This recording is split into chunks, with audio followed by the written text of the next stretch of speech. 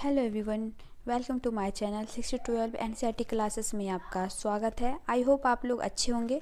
तो चलिए आज नेक्स्ट क्लास स्टार्ट करते हैं। ओके, 7th चैप्टर आज स्टार्ट करेंगे हम लोग, ठीक है, जिसका नाम है ग्रामीण क्षेत्र में आजीविका। ओके,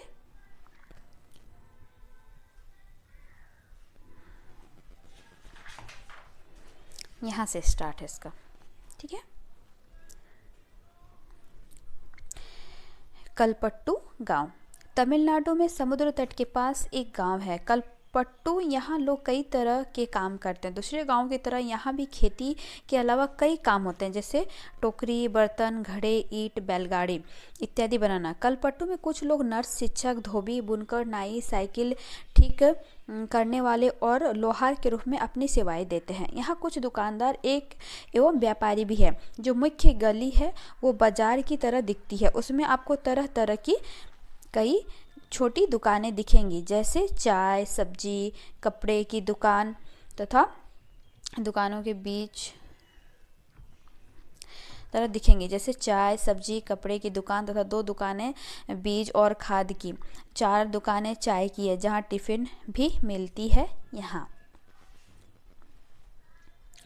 टिफ़िन का मतलब है खाने पीने की हल्की फुल्की चीज़ें, जैसे सुबह इडली, डोसा, उपमा मिलता है और शाम में नाश्ते में वड़ा, बोंडा व मैसूर पाक मिलता है। चाय की दुकानों के पास एक कोने में एक लोहार का परिवार रहता है। उसके घर में ही लोहे की चीज़ें बनने का काम होता है। बगल में साइकिल की मरम्मत करने की एक दुकान है, वहाँ साइकिल किराए पर मिलती है। गांव में 2 परिवार कपड़े धोकर अपनी आजीविका चलाते हैं। कुछ लोग पास के शहर में जाकर मकान बनाते हैं और लॉरी चलाने का काम करते हैं। गांव छोटी छोटी पहाड़ियों से घिरा हुआ है। सिंचित जमीन पर मुख्यतः धान की खेती होती है। ज़्यादातर परिवार खेती के द्वारा अपनी आजीविका कमाते हैं। यहाँ आम और नारियल के काफ़ी बाग है। कपास, गन्ना और केला भी उगाया जाता है। आइए कुछ लोगों से मिले जो कलपट्टू के खेतों में काम करते हैं और देखें कि हम उनकी आजीविका के बारे में क्या सीख सकते हैं। देखिए, धान रोपाई और कमर तोड़ काम।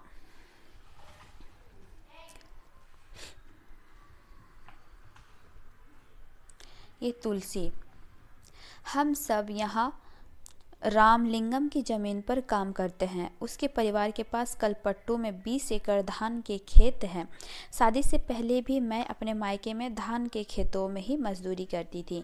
यहाँ मैं सुबह 8:30 से शाम 4:30 तक काम करती हूँ। रामलिंगम की पत्नी करुथम्मा का काम की निगरानी करती है और साल में कुछ ही मौके ऐसे होते हैं जब मुझे नियमित रूप से मजदूरी मिलती है। यह उन मौक़ों में से एक है। मैं धान रोप रही हूँ। जब धान की फसल थोड़ी बढ़ जाएगी तो रामलिंगम हमें निराई के लिए और बाद में कटाई के लिए बुलाएगा। जब मैं कम उम्र की थी तो निराई कटाई का काम आसानी से कर लेती थी, लेकिन अब जैसे जैसे उम्र हो रही है मुझे झुककर काम करने और देर तक पानी में पैर डूबे रहने से तकलीफ होती है। रामलिंगम एक दिन का 40 रुपया मजदूरी देता है। मेरे गांव में मजदूरी की रेट से यह थोड़ा कम है, फिर भी मैं मजदूरी के लिए यहीं आती हूँ। रामलिंगम पर मुझे भरोसा है कि काम होने पर वो मुझे ही बुलाएगा। बाकी लोगों की तरह वो आस पड़ोस के गांव में सस्ते मजदूर ढूंढने नहीं जाता। मेरे पति रमन भी एक मजदूर है। हमारे पास कोई ज़मीन नहीं। साल के इन महीनों में वो खेतों में कीड़े की दवाई छिड़कता है। जब खेतों में कोई काम नहीं मिलता तो उसे पास के खान से पत्थर या नदी से बालू ढोने का काम मिल जाता है। ये पत्थर और बालू पास के शहरों में मकान बनाने के लिए ट्रक से ले जाते हैं और खेत में काम कराने के अलावा मैं घर का सारा काम करती हूँ। मैं घर में सबके लिए खाना बनाती हूँ, कपड़े धोती हूँ और सफाई करती हूँ। दूसरी औरतें के साथ जाकर जंगल में लकड़ी भी लाती हूँ। गांव से करीब 1 किलोमीटर दूर बोरवेल है, जहाँ से पानी लेकर आती हूँ।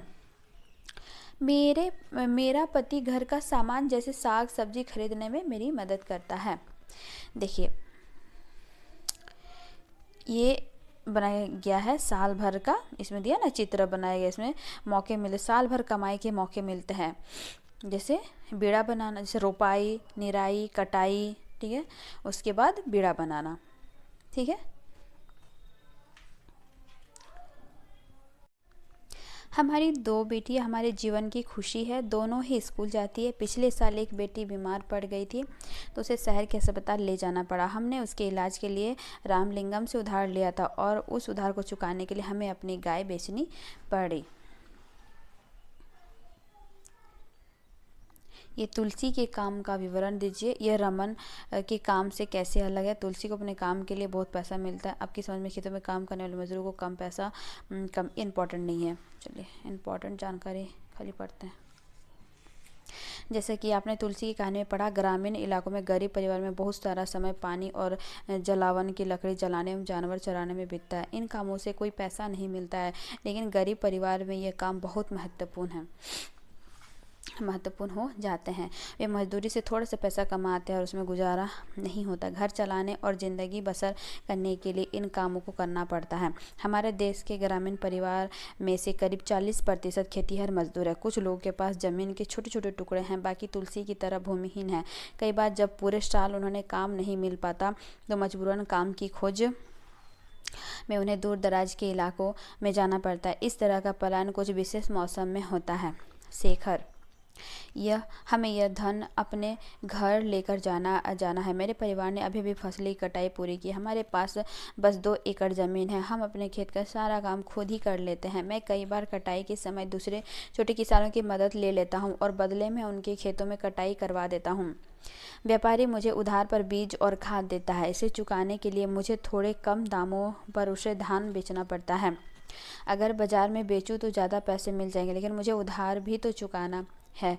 व्यापारी ने किसानों को याद दिलाने के लिए अपना एजेंट भेजा कि जिन किसानों ने उधार लिया है वे उसी को अपना धान बेचें। मुझे अपने खेत से 60 बोरी धान मिलेगा। इनमें से कुछ से मैं अपना उधार चुका दूंगा और बाकी घर ले जाऊंगा, लेकिन मेरे हिस्से में जो आता है वो सिर्फ 8 महीने तक ही चल पाता है।